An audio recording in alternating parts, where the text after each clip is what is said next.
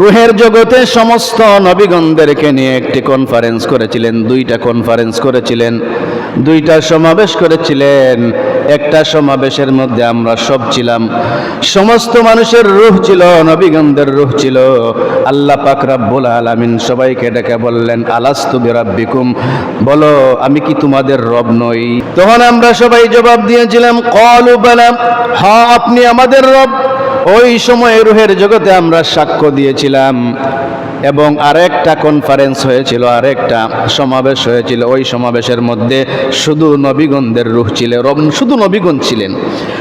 ওই সমাবেশের মধ্যে আল্লাহ পাক রব্বুল আলামিন সমস্ত নবীগণদেরকে নিয়ে সমাবেশ করলেন। আমার নবীকে সামনে বসিয়ে আল্লাহ পাক রব্বুল আলামিন বললেন, ওয়াইদ আখাযাল্লাহু মিসাকান নাবিয়্যিনা লামা আতাইতুকুম মিনাল কিতাবি ওয়াল হিকমা। আল্লাহ রব্বুল আলামিন বললেন, আমি তোমাদেরকে কিতাব দিব, হিকমা দিব, জ্ঞান দিব, বুদ্ধি দিব, নবুয়তি দান করব। আমার হাবিবের উপর তোমরা ঈমান আনতে হবে, আমার হাবিবের উপর তোমরা ঈমান এনে তাকে সাহায্য করতে হবে, তার আগমনের সুসংবাদ তোমরা জমিনে গিয়ে প্রচার করতে হবে। তোমরা কি সম্মতি দিয়েছ? তারা বলল, হ্যাঁ আমরা সম্মতি দিলাম। আল্লাহ রাব্বুল আলামিন তিনি বললেন, না আমিও সাক্ষী রয়ে গেলাম। পড়ুন সুবহানাল্লাহ। আল্লাহ পাক রব্বুল আলামিন জমিনের মধ্যে প্রতিনিধি পাঠাবেন, খলিফা নিযুক্ত করবেন, নবীগণ পাঠাবেন। হযরত আদম আলাইহিস সালামকে পাঠিয়ে দিলেন। প্রথমে আদম আলাইহিস সালামকে পাঠিয়ে দিলেন। হযরত বাবা আদম আলাইহিস সালামকে বললেন, আদম তুমি পৃথিবীতে গিয়ে আমার বাণী প্রচার করবে, দিনের দাওয়াত দিবে, এক আল্লাহর দাওয়াত দিবে, এবং পাশাপাশি এটাও বলবে একজন নবী আসবেন, আমার বন্ধু হাবিবুল্লাহ, তিনি আগমন করবেন পৃথিবীতে। এই আগমনী বার্তা তোমার সন্তানদেরকে তুমি জানিয়ে দিও। সুবহানাল্লাহ।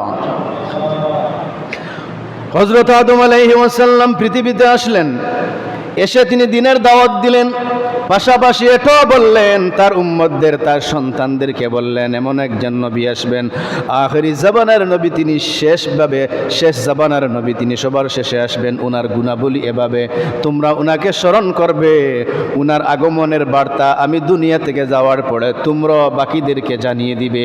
পড়ুন সুবহানাল্লাহ। হযরত আদম আলাইহিস সালাম তার সন্তানদেরকে আগমনী বার্তা জানিয়ে দিলেন। তার সন্তান হযরত শীশ আলাইহিস সালাম তিনিও ওনার উম্মতদেরকে নবীর আগমনের বার্তা জানিয়ে দিলেন। শীশ আলাইহিস সালামের পরে আরো নবীগণ আসলেন। হযরত ইদ্রিস আলাইহিস সালাম, হযরত নূহ আলাইহিস সালাম, আরো নবীগণ, যত নবী পৃথিবীতে এসেছেন সমস্ত নবীগণ আসলেন, দিনের দাওয়াত দিলেন। পাশাপাশি আমার নবী মুহাম্মদুর রাসূলুল্লাহ সাল্লাল্লাহু আলাইহি সাল্লাম পৃথিবীতে আগমন করবেন। ওই আগমনের সুসংবাদ, আগমনের বার্তা সমস্ত নবীগণ তার উম্মতদেরকে জানিয়ে গেছেন। পড়ুন সুবহানাল্লাহ। এভাবে জানাতে হযরত ইব্রাহিম আলাইহিস সালাম পর্যন্ত চলে আসলো। ইব্রাহিম আলাইহিস সালাম পৃথিবীতে আসার আগে মাত্র 8-10 জন নবী পৃথিবীতে এসেছিলেন। আর ইব্রাহিম আলাইহিস সালামের পরে পৃথিবীতে যত নবী এসেছেন, লক্ষ লক্ষ নবী এসেছেন, সমস্ত নবী ইব্রাহিম আলাইহিস সালামের পরে এসেছেন। এজন্য সমস্ত নবীগণ হচ্ছে ইব্রাহিম আলাইহিস সালামের সন্তান। এজন্য ইব্রাহিম আলাইহিস সালামকে বলা হয় আবুল আম্বিয়া, মানে ইব্রাহিম আলাইহিস সালাম সমস্ত নবীগণদের বাবা। পড়ুন সুবহানাল্লাহ। ইব্রাহিম আলাইহিস সালাম সমস্ত নবীগণদের বাবা। ইব্রাহিম আলাইহিস সালাম আমাদের জাতির পিতা নয়, ইব্রাহিম আলাইহিস সালাম আমাদের বাবা।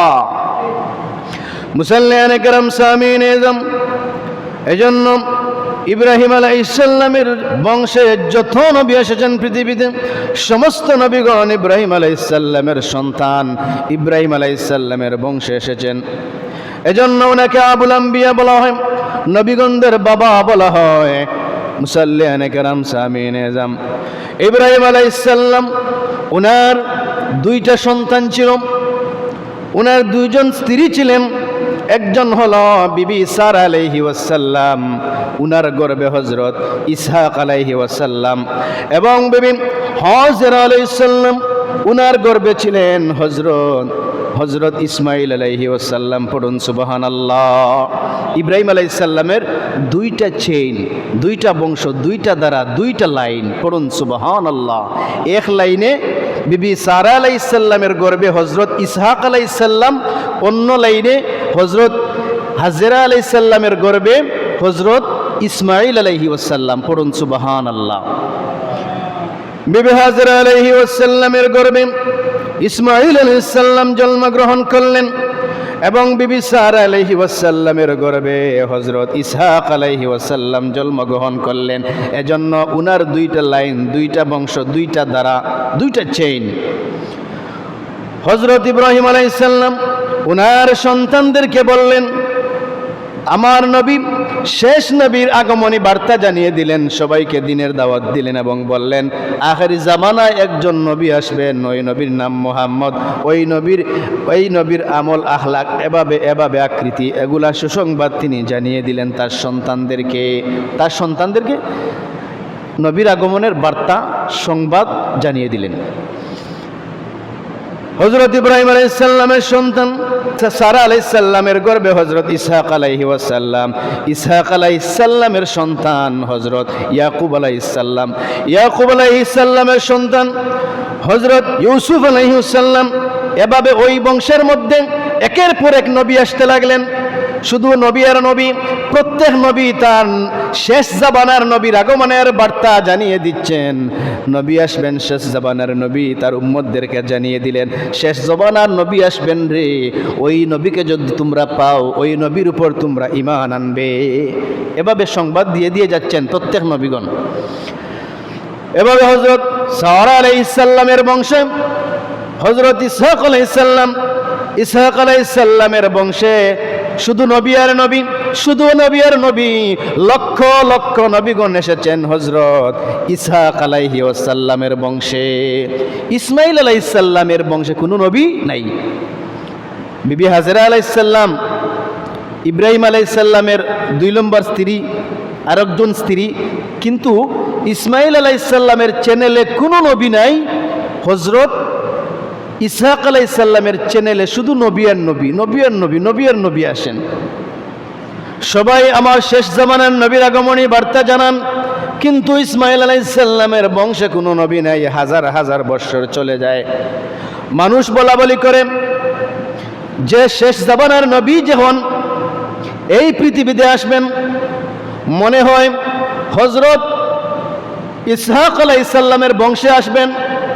কারণ ইসহাক আলাইহিস সালামের বংশে শুধু নবী আর নবী আসছেন, ইসমাঈল আলাইহিস সালামের বংশে কোনো নবী নেই। তাহলে সবাই ভাবলো হয়তো আখেরি জামানার নবী হযরত ইসহাক আলাইহিস সালামের চ্যানেলে আসবেন। ইসমাঈল আলাইহিস সালামের চ্যানেলে তো আর কোনো নবী আসেন নাই, তাহলে শেষ জামানার নবীও মনে হয় ইসহাক আলাইহিস সালামের চ্যানেলে আসবেন।